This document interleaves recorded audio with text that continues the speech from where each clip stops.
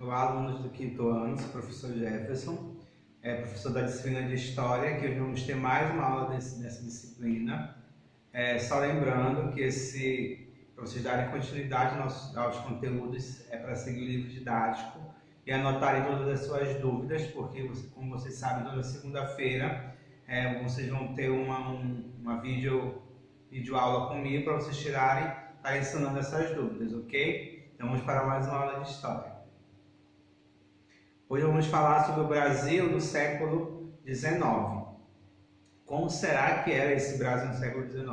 Acho que de cara já dá para a gente imaginar que não era dessa mesma maneira que nós temos hoje, né? Digamos assim, uma coisa mais moderna. Era uma coisa muito rústica mesmo, mas só de imaginar já como seria esse século, o Brasil desse século XIX, já dá para imaginar, né? Que é um passado não tão distante, né? Então vamos lá imaginar. Esse conteúdo está no nosso sistema de ensino Trilhas, que é o material didático que nós usamos. Está na página 262 e 263, ok? Vamos lá começar e acompanhar aí o livro didático. Só para nós imaginarmos como seria esse Brasil no século XIX, o próprio livro didático também traz essa figura, né, que é a Igreja do Hospício de Nossa Senhora da Piedade, litografia de Rugênios, representado no cotidiano na cidade de Salvador, na Bahia, no século XIX. Então, só para a gente entender o que seria, né? Para vocês, olha uma noção de que tem a igreja, né, do Hospício de Nossa Senhora da Piedade. Aqui a gente já percebe que tem os escravos, né, servindo os senhores. Aqui a gente já vê também uma carroça, pessoas andando a cavalo, as roupas eram diferenciadas também, então isso já dá uma ideia do que seria esse Brasil no século XIX. Então, a história do Brasil no século XIX foi marcada por inúmeras transformações. Com a proclamação da República, com a proclamação de Dom Pedro I em 1822, o Brasil tornou-se oficialmente independente de Portugal, porém a escravidão foi mantida no país, assim como uma grande desigualdade social. Aqui nesse pequeno texto a gente tem duas informações importantes, que é justamente o que aconteceu no século XIX, que foi a proclamação por Dom Pedro I em 1882, que foi quando o Brasil deixou de ser Brasil colônia, porque ele era administrado ainda por Portugal, apesar de ser já um território de grande expansão, como já era nessa época em 1882, porque o Brasil foi descoberto em 1500, em 1882 já tem uma grande passagem de tempo, que com isso também o Brasil foi se desenvolvendo. E foi também nesse período que, com a proclamação da República, ele tornou-se independente. Mas um grande agravante, que foi o que eu mencionei na figura passada, que foi essa daqui, que a gente vê um grande número de pessoas escravas, né? Tanto mulheres como homens. E foi justamente aí também que continuou mantida, que nós sabemos que foi só em 1882 que foi assinada a Lei Áurea, para que pudesse ter a libertação dos escravos, né? A escravatura, a abolição da escravatura, mas que foi mantida, e com isso foi mantida também a questão da desigualdade social, né? Dos ricos e pobres sempre, né? Os ricos lá em cima e os pobres lá embaixo. Então, e também no século XIX, a corte portuguesa no Brasil veio ao Brasil. Nós já estudamos isso, nós vamos relembrar, né, seguindo nosso livro didático, ok? Na página 264, vamos lá. A corte portuguesa no Brasil, né, foi quando chegou realmente a corte. Lembram que eu falei no início, acho que do ano letivo, nós estávamos ainda falamos sobre a chegada da corte, por que se deu essa chegada da corte no Brasil. Nós vamos entender agora um pouco mais, relembrar na verdade. No século XIX, a história do Brasil foi influenciada diretamente pelos fatos que ocorriam na Europa, França e Inglaterra. França e Inglaterra estavam em guerra e Portugal, que era aliado dos ingleses da Inglaterra, corria o risco de ser invadida pelos franceses. Por isso, o governante português Dom João resolveu transferir a sede do governo de Portugal para o Brasil.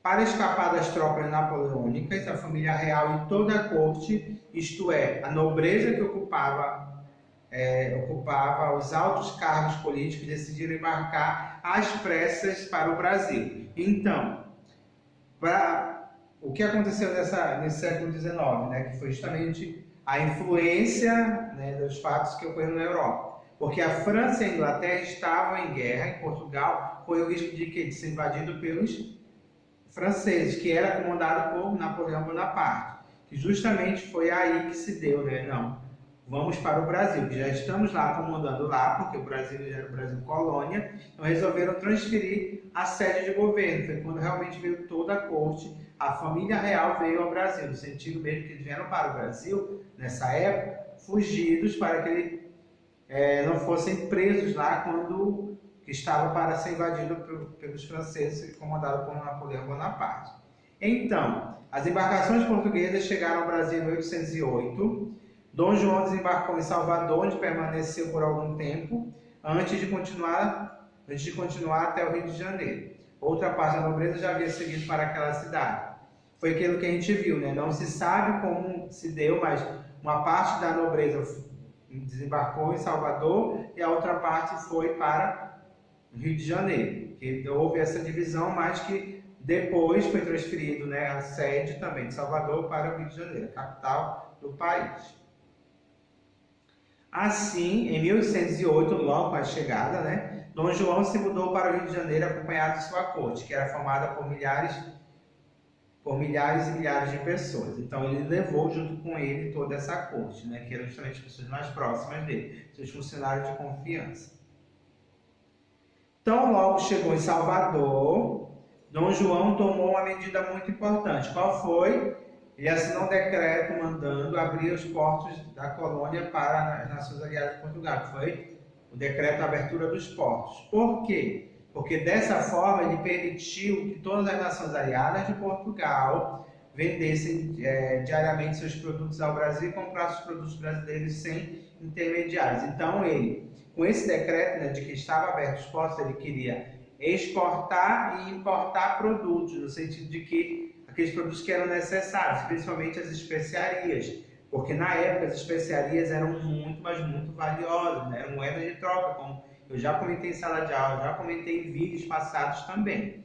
Então, com essa abertura dos portos, ele conseguiu fazer com que os aliados dele, que eram os aliados de Portugal, tivessem um livre comércio ainda, porque Napoleão Bonaparte tinha feito o bloqueio continental, né? Justamente bloqueado que, não, já que não vão ter esse acesso, também eu cortei o acesso com eles, que era a França e a Inglaterra, mas a Inglaterra continuou com Portugal, então eles tinham esse livre acesso, né? Portugal e Inglaterra, e vice-versa.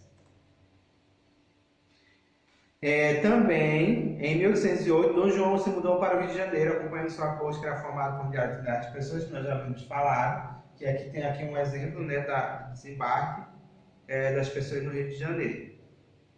E como era esse cotidiano, já que eles chegaram no Rio de Janeiro, a corte? Também está no nosso sistema de ensino Trilhas, na página 265. Vamos lá acompanhar. Nós sabemos que na época, né, do cotidiano do Rio de Janeiro, era uma cidade ainda precária para receber a corte, porque a corte tinha todos os privilégios que o Rio de Janeiro ainda não estava, digamos, não adaptado para receber. Mas vamos entender. Na época em que a corte portuguesa chegou ao Brasil, o Rio de Janeiro não tinha estrutura, não era adaptado para abrigar tantas pessoas, porque não chegou somente a família real lá, não. Chegou a família real e toda a sua comitiva, e toda os seus funcionários, realmente a sua corte, né? Eles não chegaram sozinhos. Então, para adaptar a essa maneira, Rio de Janeiro, vamos ver como é que era o Rio de Janeiro. Eles tiveram que readaptar, por quê? Porque o Rio de Janeiro, as ruas eram iluminadas. Agora imagine uma época que a energia elétrica era realmente uma coisa de luxo, então o Rio de Janeiro não tinha. Então as ruas eram mal iluminadas. O serviço de limpeza era precário no sentido porque realmente não existia esse serviço de limpeza. Como hoje em dia nós temos, né, o serviço, né, de limpeza, né, os garis, né, que passam todos os dias coletando lixo em nossas casas. Né? Na verdade não é nem que era precário, porque realmente não existia. O sistema de esgoto de água encanada também não existia, porque realmente era uma cidade, mas era uma cidade, digamos, uma cidade pacata ainda, o Rio de Janeiro.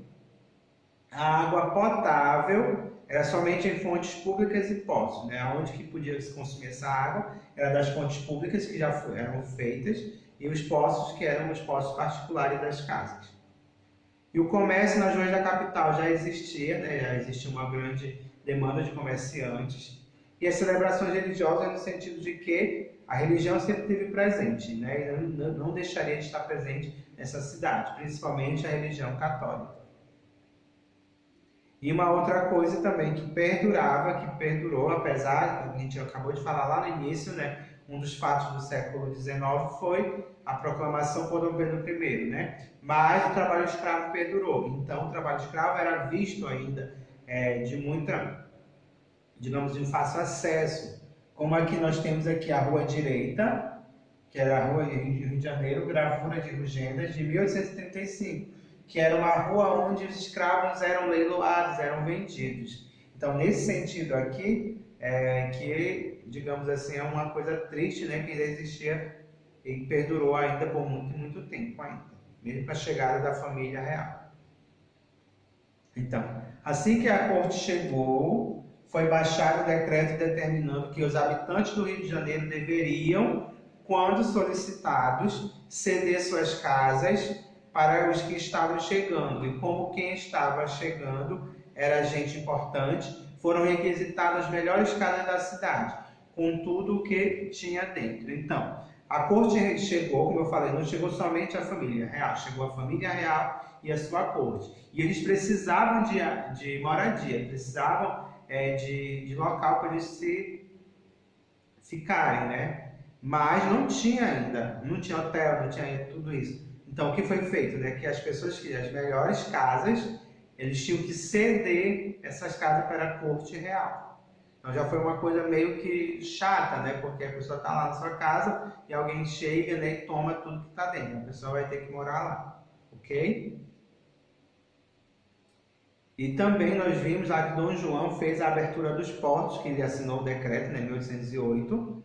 Ele abriu os portos brasileiros às nações amigas, que eram principalmente a Inglaterra, que ele era aliado, ou seja, os parceiros comerciais de Portugal, estabelecendo o fim do pacto colonial, que era justamente, né, o bloqueio continental feito por Napoleão Bonaparte, que estava invadindo, estava conquistando novos territórios. E o que foi esse pacto colonial? Prática em que cada colônia só podia comercializar com sua metrópole. Então, Portugal estava comercializando com o Brasil, que era o Brasil colônia, mas ele tinha também, com essa abertura dos portos, comercializar com seus aliados, principalmente a Inglaterra. Então, esse foi o nosso conteúdo de hoje, que foi o Brasil no século XIX, que foi, digamos assim, um século ainda em que o Brasil estava se desenvolvendo, e com isso, né, teve grandes marcos, como a proclamação, né, de Dom Pedro I, mas também um fato que a gente falou logo no início lá da aula de hoje, foi a questão da escravatura, né, que perdurou ainda até 1888, que quando a princesa Isabel assinou a Lei Áurea para a abolição da escravatura, mas que isso ainda levou um tempo, porque infelizmente ainda não é o que acontece no dia de hoje, mas isso aí é um outro conteúdo que nós vamos retratar ainda.